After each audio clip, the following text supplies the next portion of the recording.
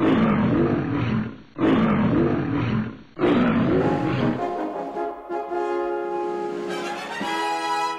of the things that we actually enjoy best of all is being able to show brand new inventions. Earlier today, we recorded an experiment here in the studio that should be of interest to anyone who ever has to use the telephone. We started off with 2 telephones, and this one was perfectly normal. It's the sort of phone you've probably got at home. It's got a handset, a curly bit of wire that goes down to here, and then a cable that goes all the way to the telephone exchange. Well, I've got the other telephone here, and it looks more like a shoulder bag, really, than a proper telephone. It's got its own portable handset here, which has its own dial built into it.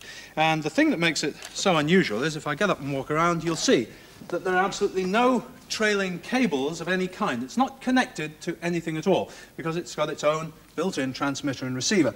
Well, there's nothing really extraordinary, I suppose, in having a sort of walkie-talkie radio, but this is the first one that you can actually use with an ordinary telephone. And the other good thing about it is that when you use it, you don't have to dial through the operator, as you would with an ordinary mobile car phone. Well, we're going to give you a demonstration of how this new invention works. Now, on my phone here, I'm extension 84. You are indeed, and I'm extension 85. Remember it, John? Yes, in my memory bank.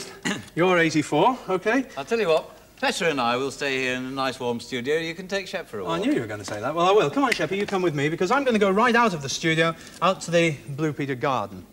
Now, this portable telephone is the invention of an American scientist, Mr. Lou Schnurr, and he's a teacher at the Chelmer Institute in Chelmsford, Essex. And he said he doesn't see any reason why in the future it wouldn't be possible for just about everybody to be walking around carrying one of these, their own portable communication set. Anyway, last time I was out of doors, it was pouring down with rain, so I'm taking no chances today. Get my coat on, and off I go. I'll get a hood out just in case as well. We're in Studio 8 at the Television Centre today. I'm just walking through the huge scene dock doors. This is where we get things like stuffed elephants and double-decker buses into the studio.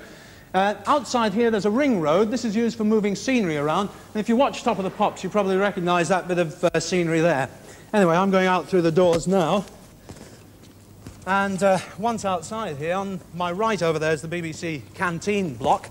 And if you've watched Blue Peter regularly, then you'll know that our garden is very close, in fact, right next door to the canteen block. In fact, it's over the road here. As you can see, it's pretty horrible out here. Really wet and nasty. I feel a right twerp in this hood, but I'd rather wear it than get soaked to the skin. Whoops, it's slippery as well. Hi, Sheppy, you like it, don't you? And down at the end there is our actual Blue Peter garden. Anyway, I'm not going to do some gardening this minute. I'm out here to test this. So the first thing I've got to do, make sure it's switched on, which it is. Put up my aerial.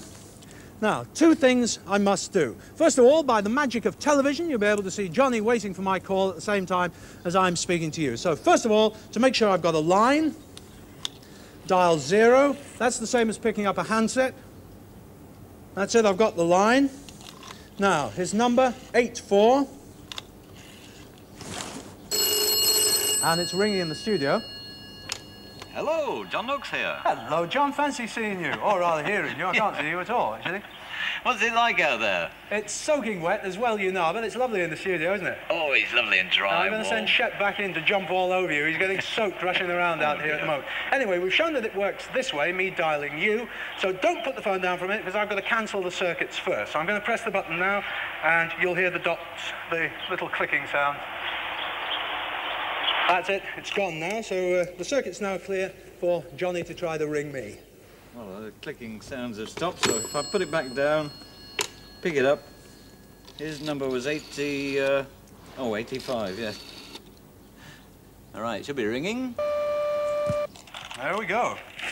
Every time a winner. Hello, Johnny. Yeah, me. Wonderful. It works. Hey, Look, I'm getting soaked out here, so do you mind if we don't have a long conversation? Oh, all right, if you insist. Smashing. I'm going to cancel the circuits again. Don't put it down too soon, otherwise you upset everything. Okay. And that's it, cancelled again. So, that's it. I think we've proved that Mr. Schnurr's invention actually works. But I dare say you're a little confused about how it works when there aren't any cables and all the rest of it. Well, the answer is it does have to have a separate transmitter somewhere.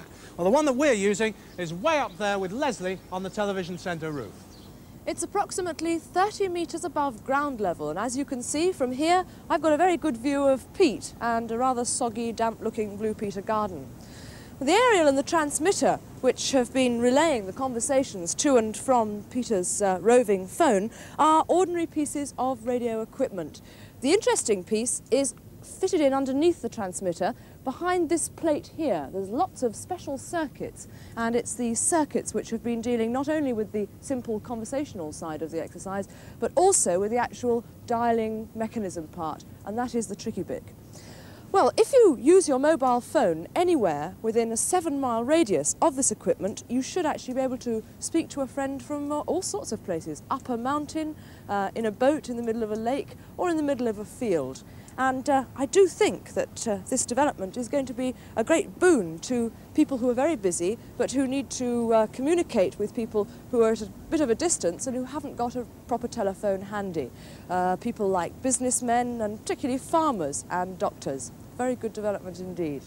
Well, from here on the BBC Television Centre roof, it's back to down there in the Blue Peter Garden with Pete. Well, whilst we'd got our cameras out of doors today, it did seem the perfect opportunity to do a bit of gardening. I was actually going down there to do some digging and composting over in the plot.